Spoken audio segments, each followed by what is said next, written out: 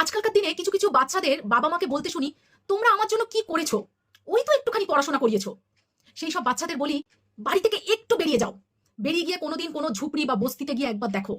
সেই সব বাচ্চাদের দেখো যাদের অঙ্গে কোনো জামা কাপড় নেই, দুমুঠো একটু জল ভাত খাওয়ার জন্য ছটপট করছে।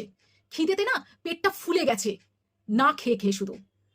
আর সবচেয়ে বড় কথা কি বলতো, বর্ষাকাল আর শীতের দিনে না তাদের প্রচন্ড ভয় লাগে। বর্ষাকালে এই জন্য ভয় লাগে যে যে ঝুপড়িটায় ওরা আছে সেই ছাদটা ওদের ফুটো। অতিরিক্ত বর্ষা হলেই সেই ছাদ থেকে জল পড়ে। ঘরের কোন কোনটায় লোকাবে সেটাই ওরা বুঝতে পারে না। আর শীতকালে, শীতকালে তো সবারই ঠান্ডা লাগে। আমরা এটা ওটা চয়েস করি না, আজকে এই সোয়েটারটা পরবো না, না এটা জ্যাকেটটা পরবো না, এইটার সঙ্গে এইটা মিলিয়ে পরবো। আর ওদের কোনো অপশন নেই। ওরা শুধু গায়ে একটা বস্ত্র চায় যেটা ওদের গাটাকে গরম রাখবে। পায়ে একটা জুতো নেই। আর পড়াশোনা, সেটা তো দূর দূরান্ত পর্যন্ত চিন্তাই করা যায় না। ওই যে বলে না, the life you hate is someone dream life. যে জীবন তুমি ঘৃণা করো, কারোর কাছে হয়তো সেটাই স্বপ্নের জীবন।